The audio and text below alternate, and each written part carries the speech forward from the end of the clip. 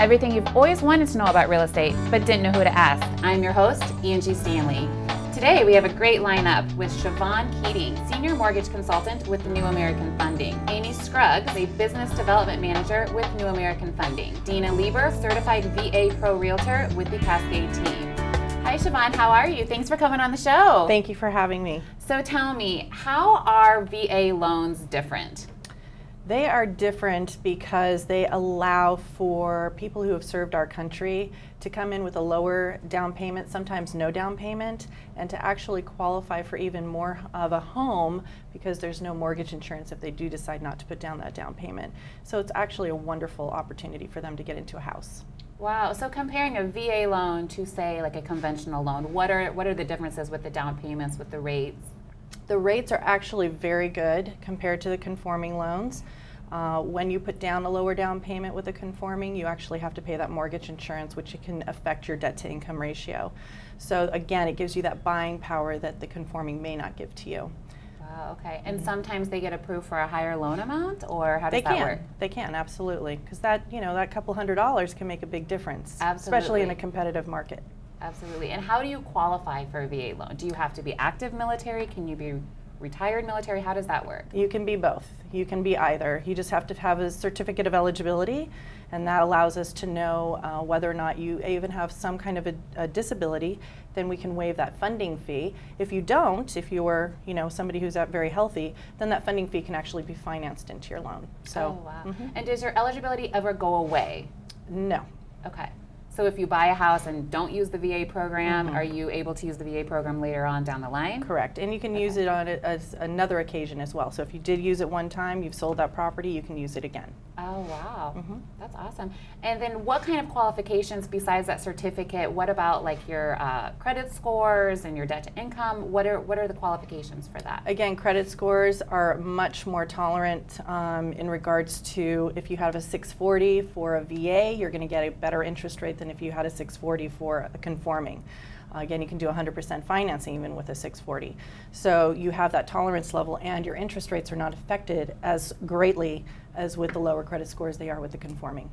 Oh, wow, that's interesting. Now, do you think that the average consumer or the average VA buyer even realizes that they have these programs available, or how do you go about educating the veterans that this is available for them? Well, sometimes you are sitting down with a client and you don't even know what their history has been, and you simply just start asking those questions in order to find the right program for them.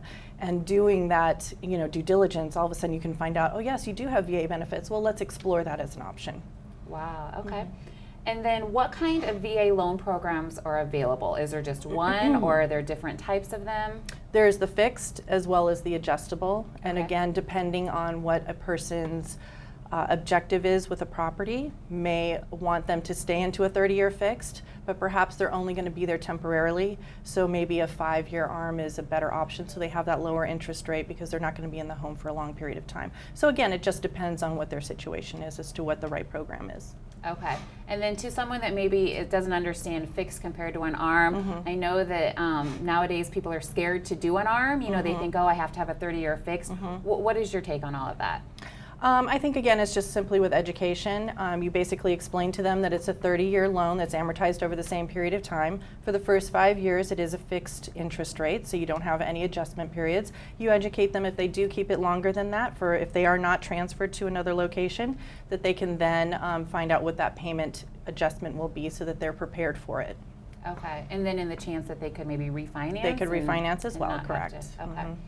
And then do you think there's misconceptions with VA offers in the real estate world?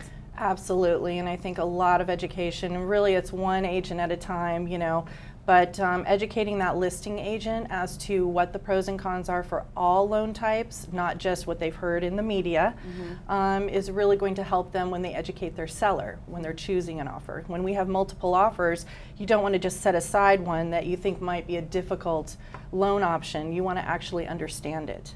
The VA loan is not a difficult loan. It's actually equivalent to all the other requirements of all the other loan types. There might be some fees that the seller needs to pay, but in my opinion, that's a really small contribution to what they've already done for our country. Absolutely. And there's qualifications and different stipulations Absolutely. with every type of loan. That's right. Interesting. And then if you could give 3 tips to a VA buyer, what would they be?